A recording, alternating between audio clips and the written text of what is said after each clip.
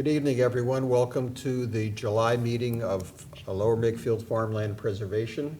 And we'll just go around and introduce ourselves for those in the audience. I'm Michael Blank. I'm president of the organization. Sean Carney, member of the organization. George Heinze, secretary. Dennis Steadman, vice president. Okay, we'll get started. So our first topic is approval of our minutes from our May meeting. We didn't have a June meeting, so May meeting minutes, I'll turn it over to George Heinze. Okay, we have circulated the May meeting minutes to the board. Everybody's provided their feedback and comment.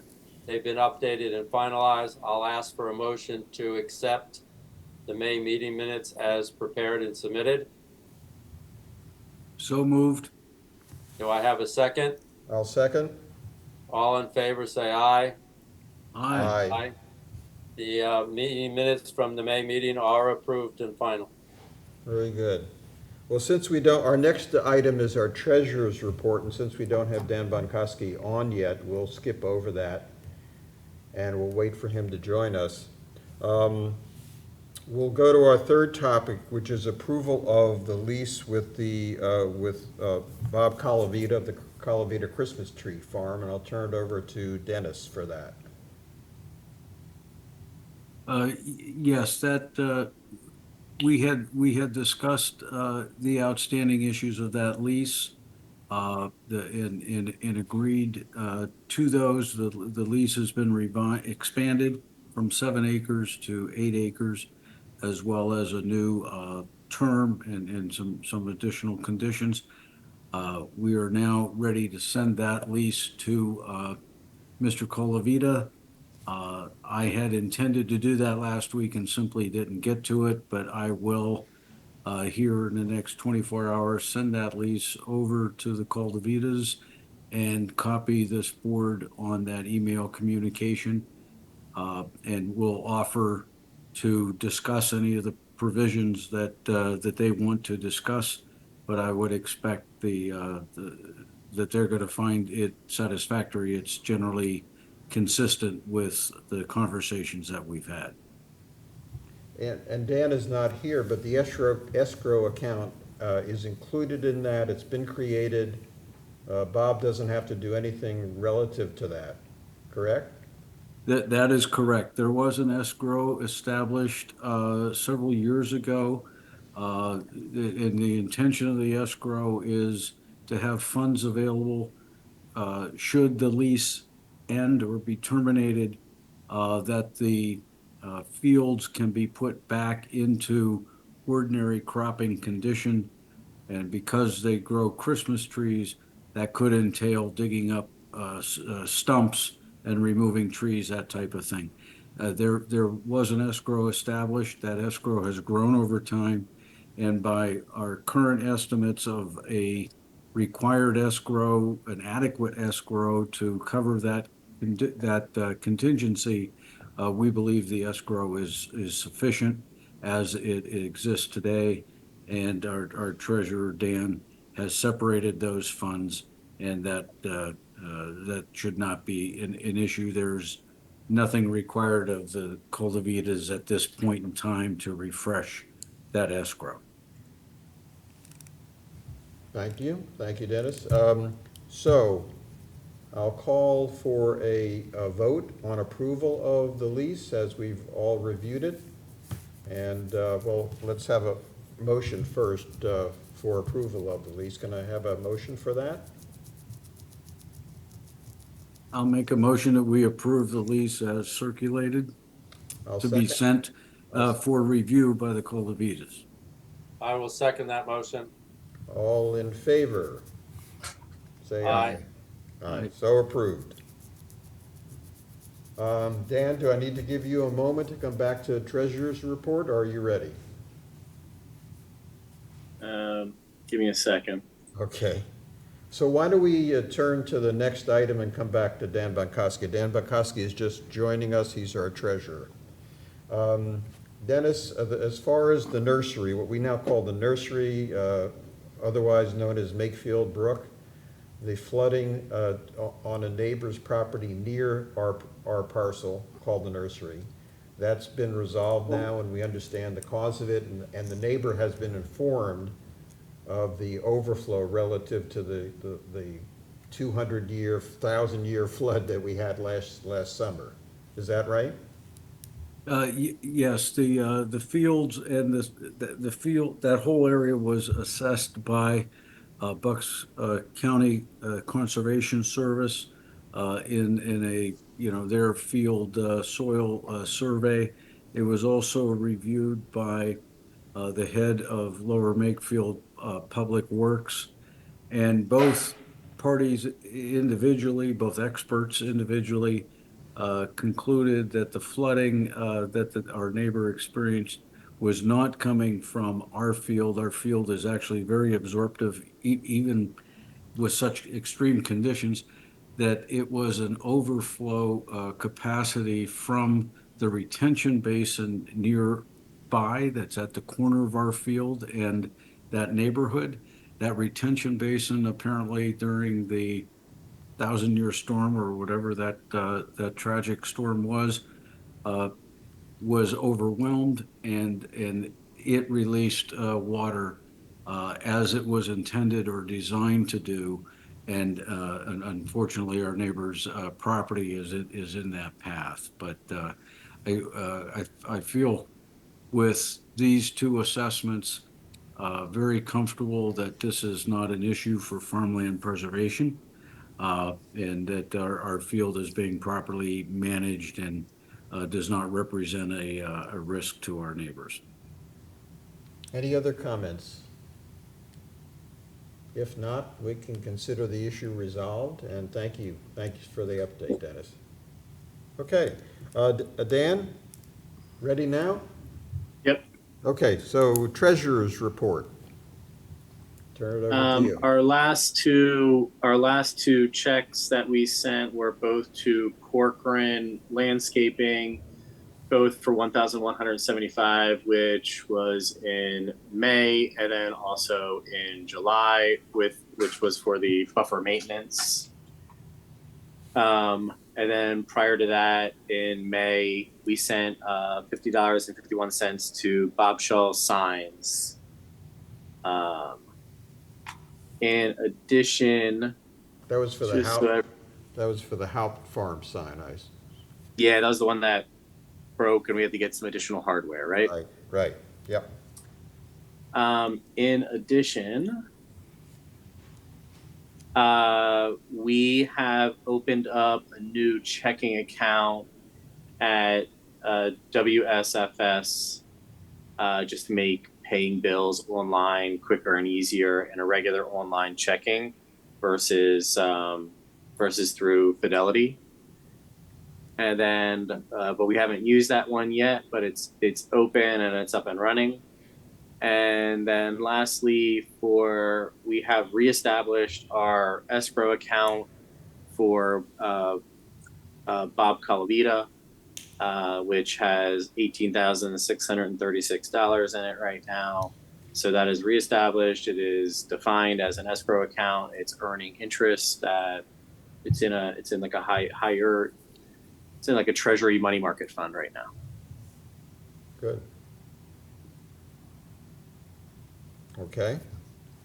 And that's it on the expenditures. Yeah. Hey, Mike, can I ask a favor? Yeah, I'm assuming those mics in front of you are working. they are. Can you position one of those closer to your face? Yeah, how's that? That's much better. Much Oh, better. okay. Thank you. Okay. Great. So your next topic is attorney review of our foundation documents, and I know you've sent something out to us just now. Yeah, so I sent everyone a file, and then it's a Word document, and then within that Word document, it has 1, 2, 3, 4, 5, 6, 8, 9, 10 documents that are attached inside the Word document then. So what it does is it just kind of lists out all of the files that have been prepared. It shows the old file and it shows the new file. And then where appropriate, which is only in one case, there's a red line against the old. So what we have is the conflict of interest policy, document retention policy, our bylaws, investment policy statement, and public inspection disclosure. Out of these documents, our conflict of interest policy, document retention policy, public inspection disclosure are near ready that we can review. If everyone's comfortable, we can adopt those policies. The investment policy statement and the bylaws. So both of these, so first with the bylaws, there's a lot of additions to it, to the bylaws, and kind of a reordering and a modernization of the bylaws. But the key components that were in the existing are all really still there. With the investment policy statement, this is really putting in place a true new investment policy statement. So there's not an old one that is written up in the same kind of format. What I would like to do is, if there's another board member that's interested, just so we can kind of create some better ideas for both the bylaws and the investment policy statement. If somebody has some time, I think the two of us just to get together, run through some of the key points, brainstorm a little bit, so we can have a more fruitful document here where there's some key components that we should modify, and then we can bring it back to the board. Just think it might be a little bit easier with somebody else to bounce ideas back and forth a little bit. So if anyone might be interested in doing that, I think that might be an appropriate or a good way to keep those two other documents moving forward. So we're clear, what you're saying is for the three, I didn't get them all, document retention, conflict of interest, there was one more, that we could go and look at those now and bring them up next meeting for adoption. That's correct. Okay. What was the third one? Conflict of interest policy, document retention policy, public inspection disclosure. Public inspection disclosure, okay. All right, so jumping to your point about getting a volunteer to go over the bylaws and investment policy, do we have one to join Dan in doing that?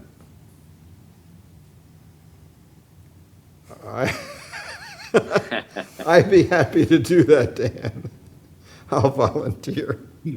Very good. And Dan, just to be clear, these, you've retained a lawyer specializing in nonprofits. That's correct. Who's took a comprehensive look at all of our documentation, some of which is rather old now.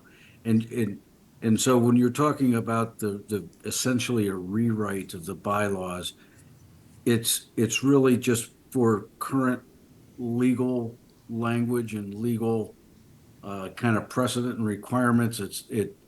There's no what I'd call a layperson substantive change to any of the provisions in the bylaws, or might there be some yeah, I would say there are substantive changes to the document as a whole, right, by way of addition. Does that make sense? There's new language that is added to the bylaws, which I would call substantive in nature. There are not substantive changes to existing provisions in the current bylaws. And in fact, there's I forget, the upfront section, I don't know, it's section 1 or something, that cannot be changed without a proposition voted on by the citizens. Correct. So that hasn't been touched or wordsmithed at all, right? That's correct. Okay. So Dan, so I understand it, the documents that you and Mike are gonna look at are specifically what? We had an attorney look at our existing documents for our organization. I understand all that. I just want to know the names of the specific documents you and Mike are gonna hash Okay. over before it gets shared with us. So there are the two that we are going to modify are the bylaws and the investment policy statement. Okay. Now, Dan, are those included in the tranche of documents you've already sent us? Everything is there. Okay, okay.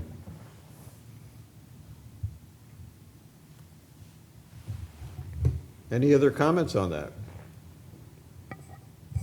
I guess, I think this is important and good work. I appreciate Dan's taking it on. You know, some of these documents are from 1987. Sure, there's a lot of evolution in language and legal procedure since then. So I think this is well done. agreed. And I would encourage us all to look at the documents that can be looked at now. Don't waste time with the bylaws and the investment policy, but the others we can certainly look at and be ready to adopt them at our next meeting. Yeah, what I can do is maybe resend those separate. I think this file is kind of set up pretty clear, but I can resend those separate. I can also just drop in, there's like some dates and some of this and some of that, like some little blank lines that just need to be filled in, and I can drop that in too. Very good. Okay, that'll help. Any other discussion on that? Okay, we'll move right on. So thank you, Dan. Our next topic is our comments on the Wright Farm development plans. We initially commented on those. There was one of our comments that was taken up, and the rest were not taken up as far as we can tell. So we were invited, along with other committees, to resubmit based on the revised plan. We got the revised plan. We submitted our comments again. And just, I wanted to go over those and just highlight our main, we sent a letter July 12th to Jim Majewski. Oh, and Jim called me today. He is arranging, although there is no date set yet, a walkthrough with the DeLuca's engineers of the property, so that will be coming up in the next little while. He's doing that for the committees that would have comments, so we can go over these.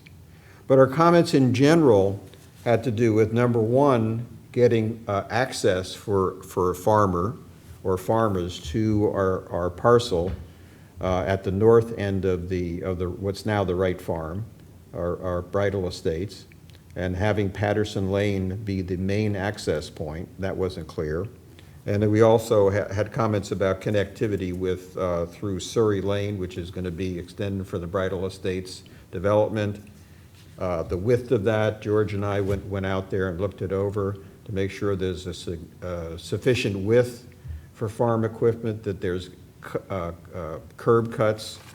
And then we had other things in there, like there was no mention of the loss of our cropland due to the buffer that had to be put in there. So we wanted to address that. We wanted the developer to address that.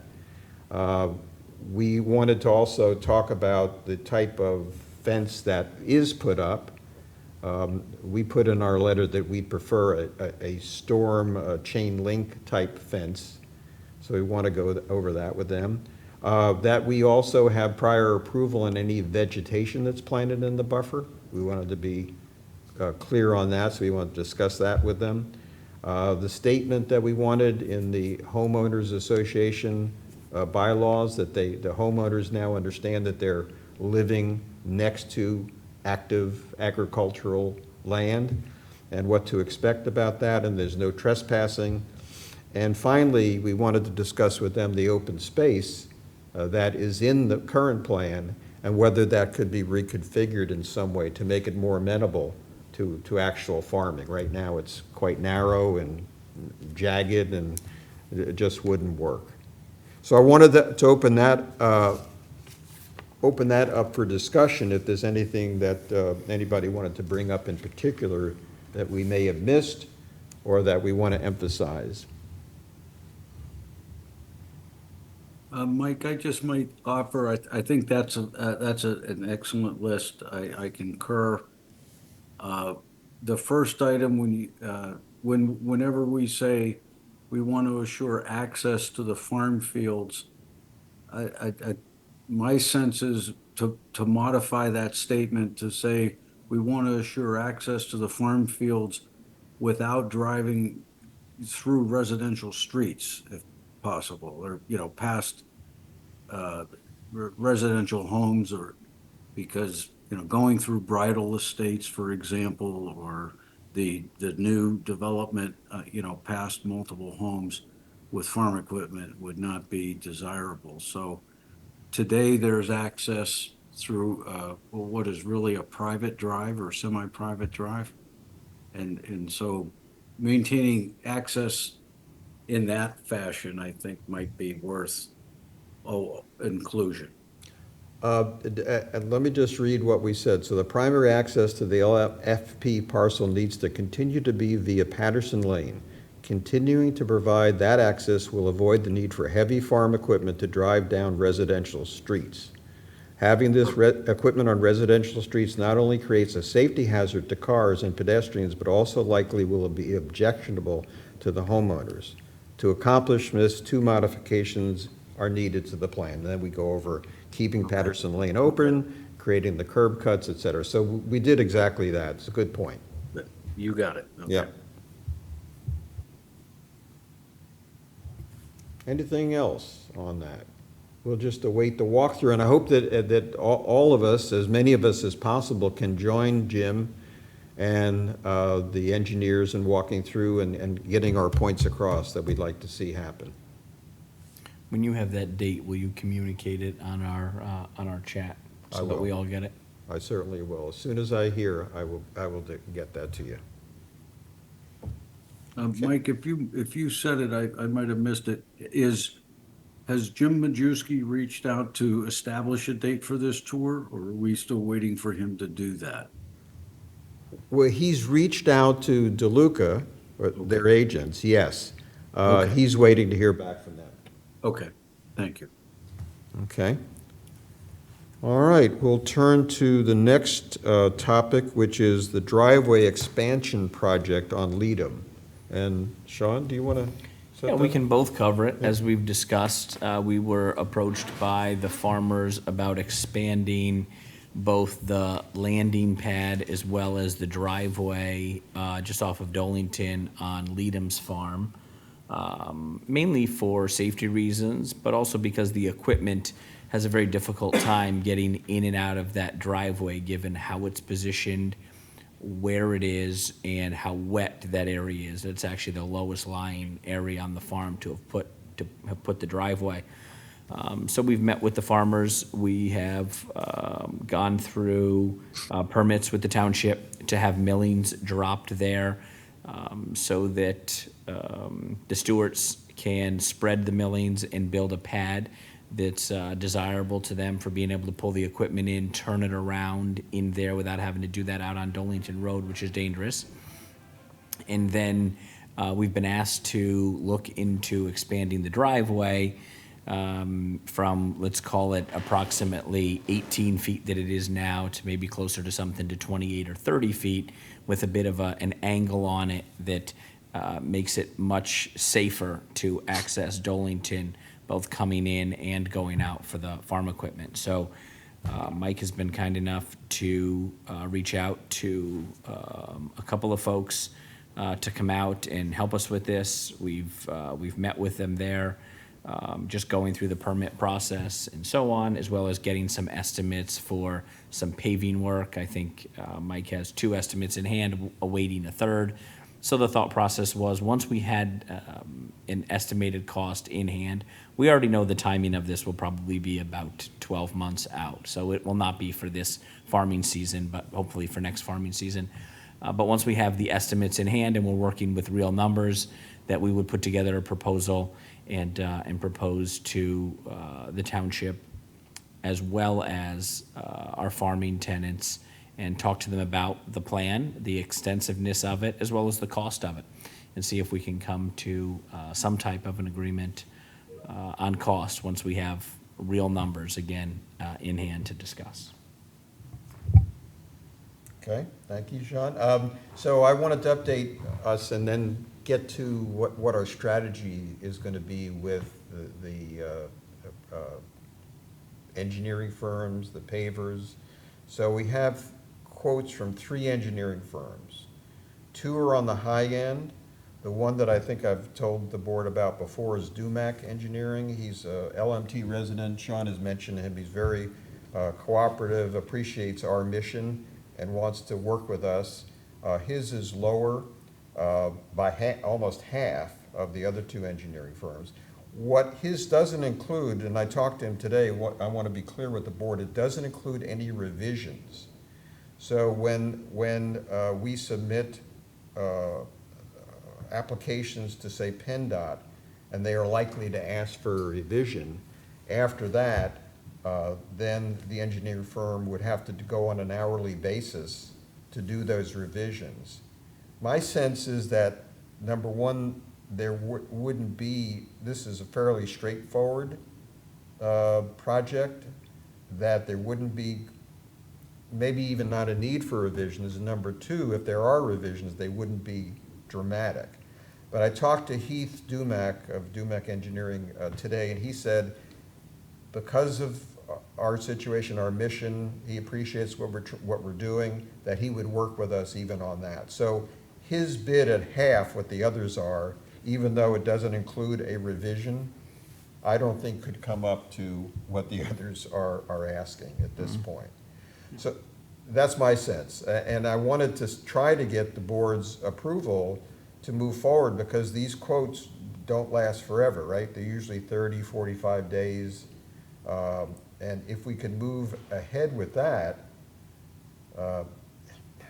leaving aside the topic of maybe we'll split the cost with somebody. Yeah, I think the only way Yeah. that we can really vote to move forward is if we're willing to accept the entirety of the job, if that is what were to come back to us. I'd like to think that's not how it'll go, but I don't think we can move forward and give someone the go-ahead unless we were willing to commit to fronting the entire bill. I do agree that, his quote is very fair. He stated right from the beginning he wanted to work with us, grew up in LMNT on a farm, loves what we're doing, and I can't imagine revisions are much. To Mike's point, everyone who looked at it stated it's a very straightforward project that we're looking at, and because we're looking at expanding less than 20 feet is a big deal.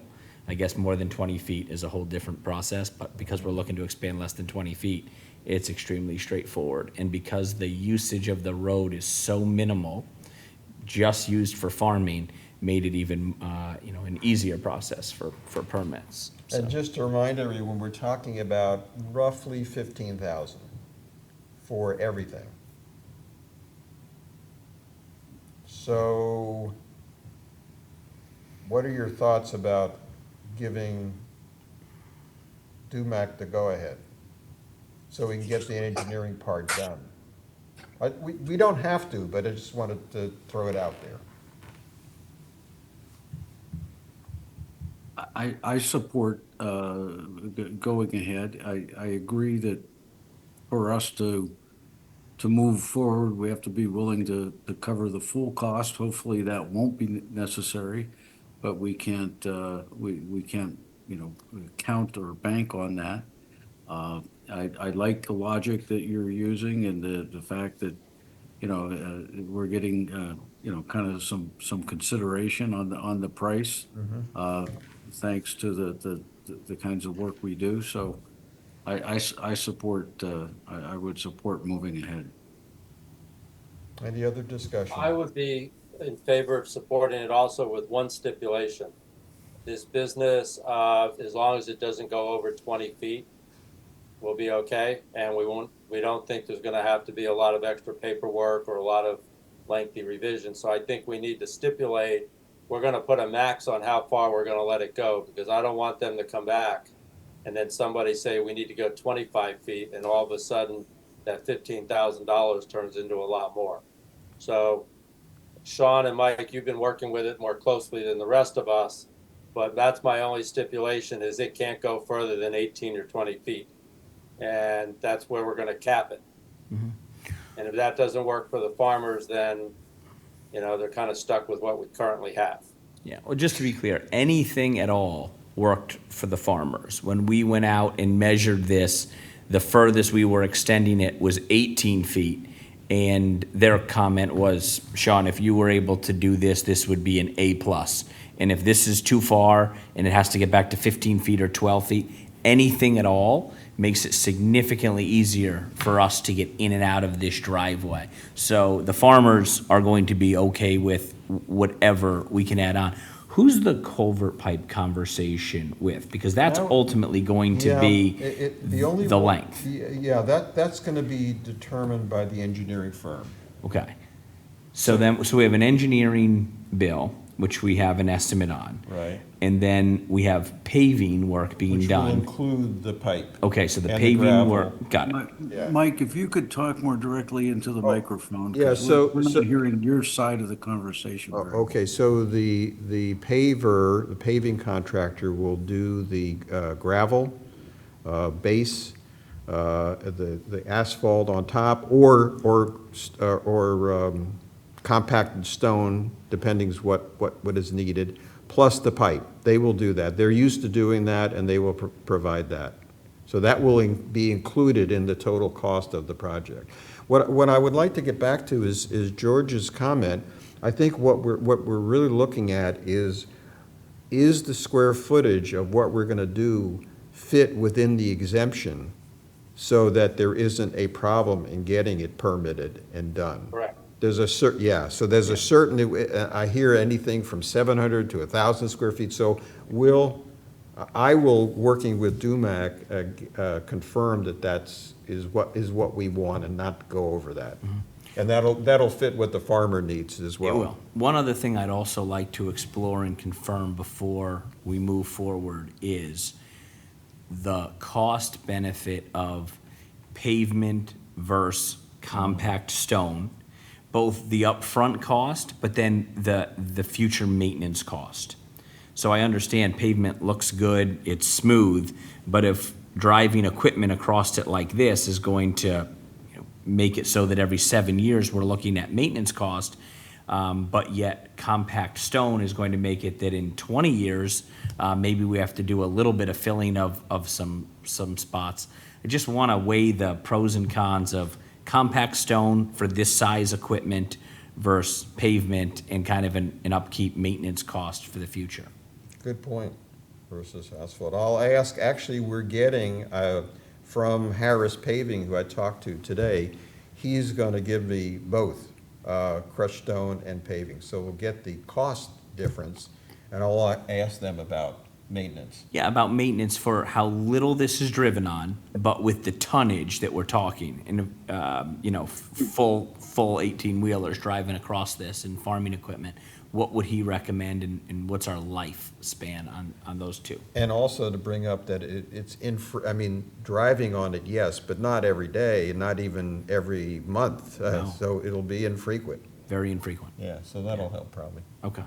Yeah, with those two things, George's point about setting a ceiling, as well as understanding the life of this and future maintenance, I'd then feel more comfortable going forward.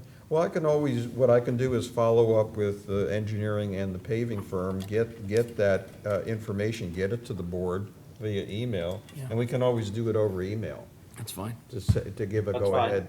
Does that sound okay? That's fine with me. All right, good, we'll do it that way then. That Great. works. Okay, so our next topic is Heather Ridge. As we found out, our current farmer, Tom McGowan, will not renew his lease for next year. He'll go through the end of this year. So we have the problem of gaining access to that field over that concrete bridge, which is kind of in disrepair, to put it mildly, and wanted to just start the discussion about what we might need, what we could do to get equipment over that area. Whether we bring in kind of like the Army does, like the pontoon bridge over the rivers, or how we do it. Any thoughts? I think it's starting with some fact finding, and I think we go out there and walk up over there so everyone knows what we're talking about. I'm not sure if everyone has seen it, and I think we do that with Jim Majewski and see if he can take a walk back there with us. He's right there right there beside there, so it should be hopefully pretty easy for him to make it over. But I think that might be the way to go. And when we are out there, we can also kind of look at the map with Jim and see if there might be any other ideas for other access points that could theoretically work. Mm-hmm. That might be a long shot, but worth checking out. Yeah. Maybe that's step one, and perhaps step two is walking it with the stewards. Farm equipment has come a long way, and in recent years, I know that they have recently purchased new equipment that's bigger than previous. So we're going to have to get an idea of what clearance looks like as well. Yeah, I think we got to that's, walk I think up that's even one trick. further, right? Because we got to walk up even further from where that bridge is, because that doesn't mean that's even the right point to do anything anymore. I mean, there could be a point further up. That I know it's kind of hilly and might not work, and it gets swampy, but there might be other locations that are better served anyways. Although past that, I see Dennis, you have a comment for me. Go ahead. No, I think I would suggest we go out there with both Jim Majewski and Tim Stewart and address it, simultaneously, because there's a number of issues associated with that access. One is the slope and how flat, level, or steep a grade, the equipment can really handle. The second is trees that would have to be opened up or severely limbed, or probably a couple taken down to create a wide enough swath.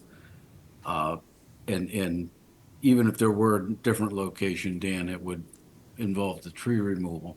And then third, the most difficult is the stream that's there. It's kind of the head of a stream that typically is low, but in the spring it could be very high. So the amount of water flow there, from day to day can change dramatically in early spring versus, say, this time of year. So it's not going to be simple. I think it is quite a project, and getting out there with both the farmer and some engineering expertise, I think is called for.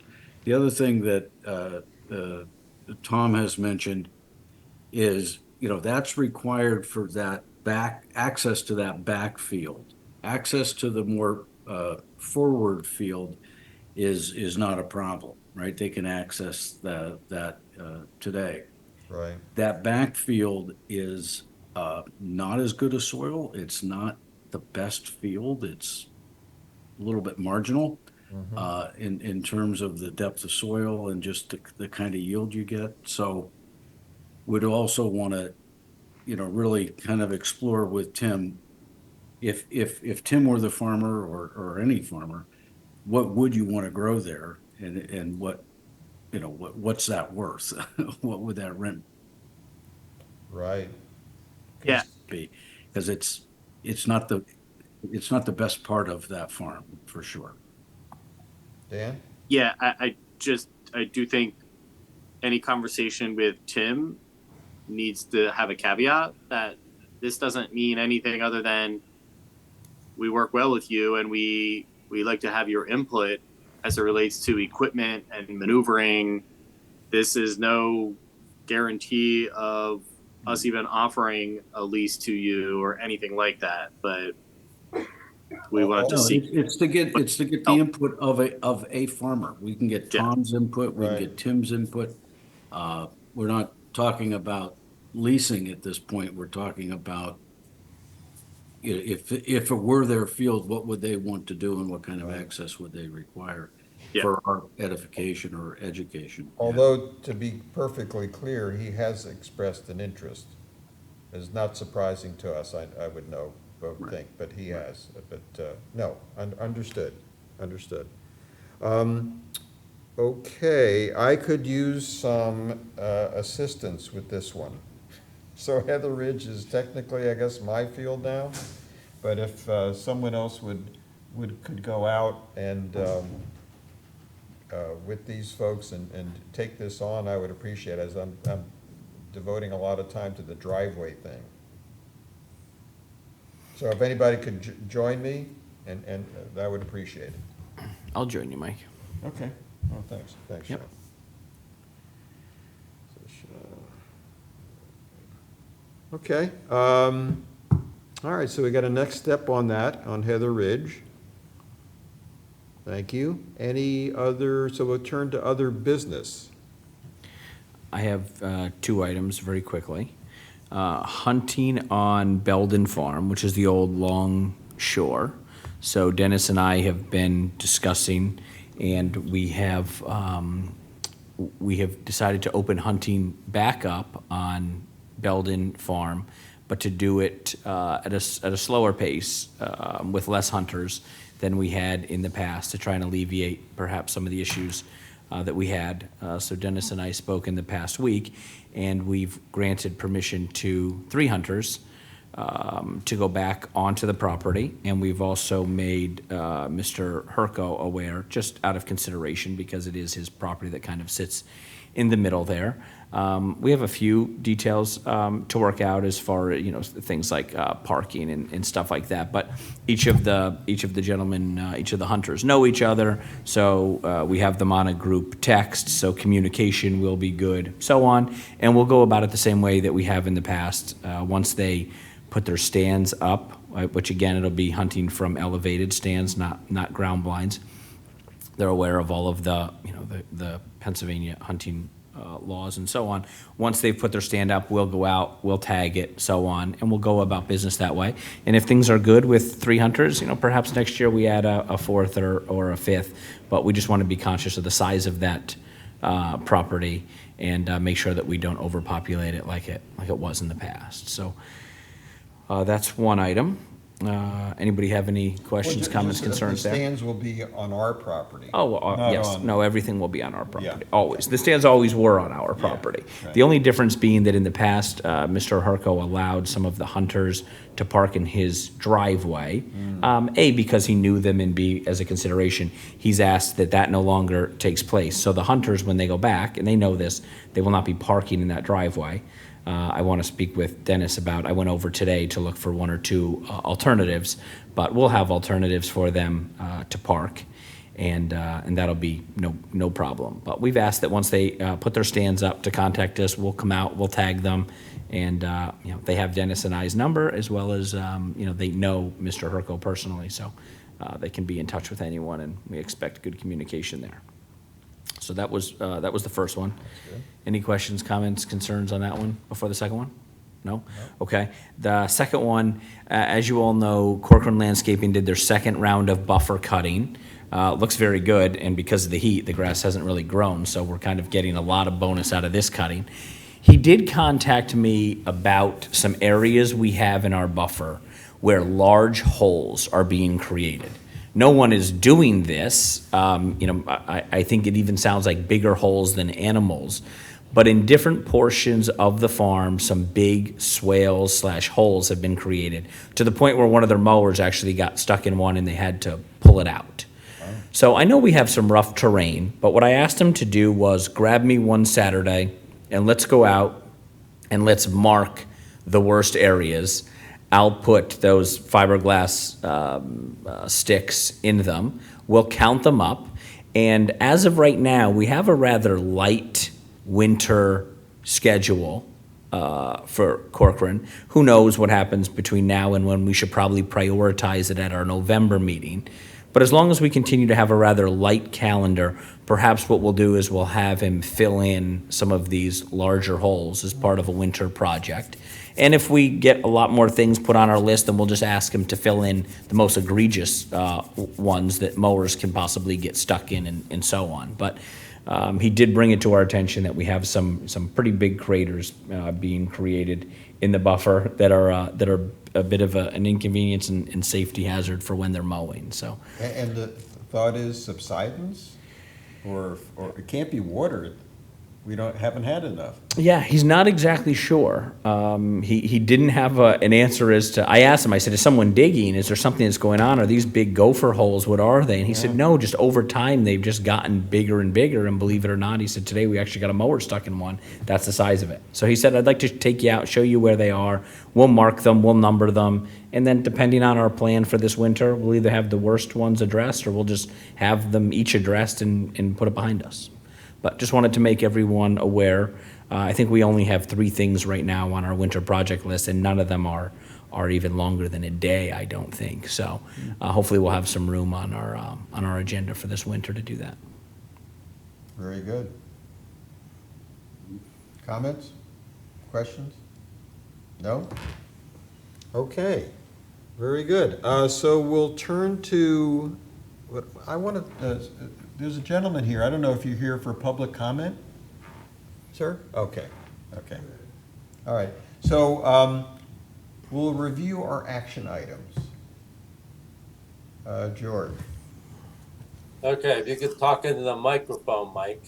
Okay. Okay, so I have 4 action items basically. The first one is really for the whole board, is to review the documents Dan sent out to us so that we can provide any feedback, and that way at our, let's see, this is September meeting, those documents we could approve that are all complete and done. Mike and Dan are going to review the bylaws and investment policy statement for any further wording refinements and recommendations, and then get those out to us, and we can, again, hash those over and decide what needs to be approved and accepted moving forward. Mike is going to work with DUMAC on plans for LEADOM's driveway, and as part of that, he'll evaluate the asphalt versus crushed stone, cost difference, and ongoing maintenance costs. And we'll try to make sure that it's clear that we're going to cap it not to exceed anything that's going to require more detailed permits or anything like that for the work in that location. And then the last thing that I have is we need to arrange a walkthrough with Tim Stewart and Jim Majewski regarding access to Heather Ridge Fields to initiate some potential ideas and solutions for access there. And any other members of the board who are available at the time can participate in that as well. And Mike, you're going to act as the liaison with Jim Majewski to find out when we can do that. That's all I had too. Thank you. And the only other open item would be just waiting for a date for a walkthrough once you get it from DeLuca's. So I'll send the date of the walkthrough to the board. Yeah. And George, I'm not sure if you captured that or this or not, but I'm going to send the lease to COLAVITA. Oh, right. Yes, I had that in my notes, but Okay. I trusted you that you were going to get it done. And me, it's going to be done tomorrow. So by then, by the time I get these minutes done, it should be done. So You're right. The reliable Okay, very people, good. the reliable people on the board don't need action items, apparently. Walk through. Okay, so I'll ask, I see from the light, I don't think there are any public comments. None? Okay, we're good there. So I'll ask for a motion to adjourn. So moved. So moved. Second it? I'll second. All in favor? Aye. Aye. We are adjourned. Thank you very much, gentlemen. So Thank you. our next meeting is September. Correct, I don't have the exact date, third Tuesday in September correct. at 6.